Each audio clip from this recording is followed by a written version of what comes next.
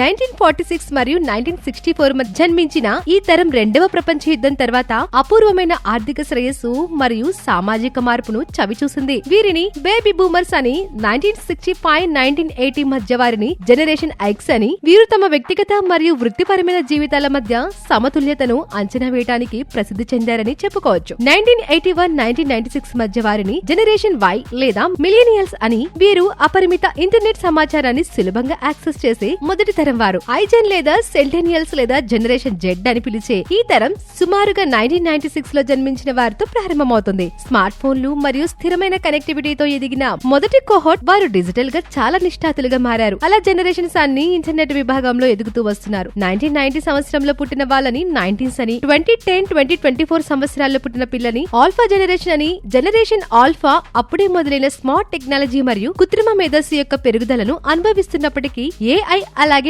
Automation పూర్తిగా రోజువారీ జీవితంలో విద్య మరియు పని ప్రదేశాల నుండి ఆరోగ్య సంరక్షణ మరియు వినోదం వరకు పొందుపరచబడిన 2020-2039 యుగంలో జనరేషన్ బీటా వాళ్ళు జీవిస్తారు. జనరేషన్ బీటా ఆర్టిఫిషియల్ ఇంటెలిజెన్స్ ప్రపంచంలో తమ జీవితాలను గడిపే మొదటి తరం అవుతుంది. ఆల్ఫాని అనుసరిస్తూ 2020-2039 సంవత్సరాల్లో పుట్టే పిల్లల్ని బీటా జనరేషన్ అని పిలుస్తున్నారు. 2039 తర్వాత వారిని గామా జనరేషన్ వారిగా పిలుస్తారు. డెమోగ్రాఫర్ మరియు ఫ్యూచరిస్ట్ మార్క్ మెక్క్రిండిల్ ఈ ఆల్ఫా బీటా తర్వాత తదుపరి తరం వాళ్ళని గామా జనరేషన్ గా విభజించారు. ఈ జనరేషన్స్ అన్నిటిని గురించి వింటున్నప్పుడు మీరు ఏ జనరేషన్ లో పుట్టారని ఆలోచిస్తుంటారు కదా. మరి మీరు ఏ జనరేషన్ పిల్లలు కామెంట్స్ లో తెలపండి.